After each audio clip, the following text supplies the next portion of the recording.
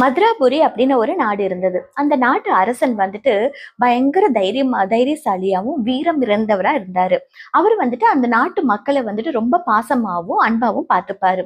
இப்படி இருக்கிற சூழ்நிலையில திடீர்னு வந்துட்டு பக்கத்து நாட்டு அரசன் வந்துட்டு மதுராபுரி நோக்கி போர் எடுத்து வந்துட்டாரு. இந்த அரசரும் வந்துட்டு ரொம்ப தைரியமா போராடி அந்த போர்ல இருந்து தன் நாட்டையும் தன் மக்களையும் காப்பாத்தினாரு. அந்த போர் எடுத்து வந்தவனும் வந்துட்டு இவரோட இதை சமாளிக்க முடியாம புறமுதுகு காட்டி ஓடி போயிட்டார். ஆனாலும் என்ன ஆச்சு அப்படின்னா மதுராபுரியில திடீர் போர்னால அந்த நாட்டுல வந்துட்டு ரொம்ப சேதம் ஆயிடுச்சு. பொருள் சேதம், உயிர் சேதம் அப்படிங்கிற மாதிரி நிறைய சேதம் ஆயிடுச்சு.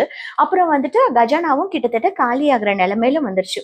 அப்ப வந்துட்டு தன் மக்களுக்கு இன்னும் நல்லது செய்யணுமே அப்படிங்கறனால அவர் யோசிச்சுட்டு இருக்காரு. இன்னும் நமக்கு செல்வம் வேணுமே அப்படின்னு சொல்லிட்டு மதுராபுரி அரசன் யோசிச்சுட்டு இருந்தார். அப்பதான் வந்துட்டு ஒரு ஒற்றன் சொன்னா, அரசே, நம்ம நாட்டு பக்கத்துல ஒரு காடு இருக்கு. அந்த காட்டுல ஒரு மாய மாளிகை இருக்கு.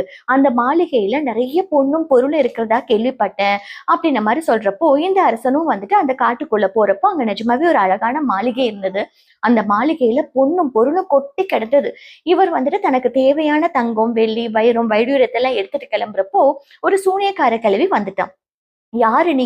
என் செல்வத்தெல்லாம் எங்க எடுத்துட்டு போற? எவ்வளவு தைரியம் உனக்கு? அப்படின்னு சொல்லி கேக்குறப்போ, இந்த மாதிரி எனக்கு இந்த மாதிரி தேவையா இருக்கு.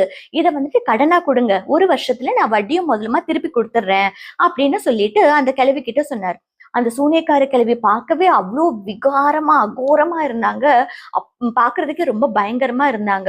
உடனே வந்துட்டு, சரி, நீ எனக்கு வட்டி எல்லாம் கொடுக்க வேண்டாம். 1 வருஷம் கழிச்சு நான் கேட்கிற வரத்தை நீ கொடு அப்படின்ன மாதிரி சொன்னார். சரி, இது ரொம்ப சந்தோஷம் அப்படின்னு சொல்லிட்டு இவர் கிளம்புறப்போ, நீ சொன்ன மாதிரியே வந்துடணும், வரலன்னா நான் உன்னையும் உன் நாட்டையும் அழிச்சிடுவேன் அப்படின்னு சொல்றப்போ, இல்ல, நான் வாக்கு தவற மாட்டேன், கரெக்டா வந்துருவேன் அப்படின்னு சொல்லிட்டு கிளம்பினாரு.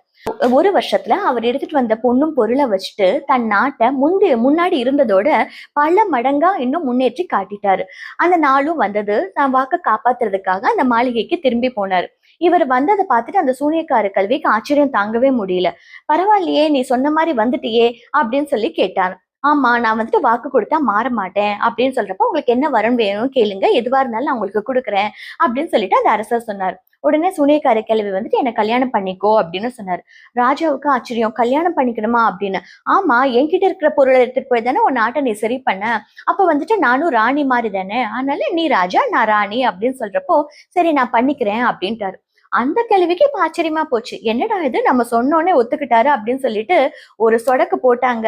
அப்ப வந்துட்டு அந்த கிழவி ரூபம் போய் அவங்க வந்துட்டு தேவதையா, அழகான அப்சரஸா மாறிட்டாங்க.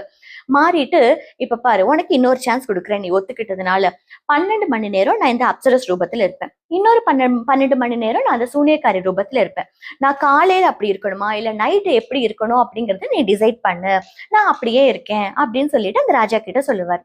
ராஜாவும் சொல்லுவாரு, இங்க பாருங்க, நான் எப்படி இருக்கணும்னு சொல்லிட்டு நான் டிசைட் பண்ணுவேன். ஆனா நீங்க எப்படி இருக்கணும்னு சொல்லிட்டு என்னால டிசைட் பண்ண முடியாது.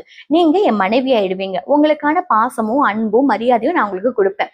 ஆனா அது நீங்க எப்படி இருக்கணுங்கிறத நீங்க தான் டிசைட் பண்ணணும். நீங்க எப்படி இருந்தாலும் எனக்கு பரவாயில்ல அப்படின்னு சொன்னோடனே கிழவி வந்துட்டு அப்படியே வந்துட்டு, சரி, நீ ரொம்ப நல்லவனா இருக்க, அதனால நான் எப்பவுமே இந்த மாதிரி அப்சரஸ் ரூபத்தில் தான் இருப்பேன் அப்படின்னு சொல்லிட்டு கல்யாணம் பண்ணிக்கிட்டாங்க.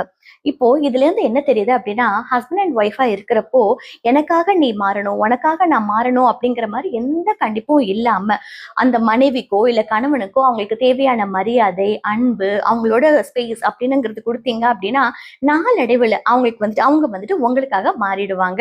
ட்ரை பண்ணி பாருங்க.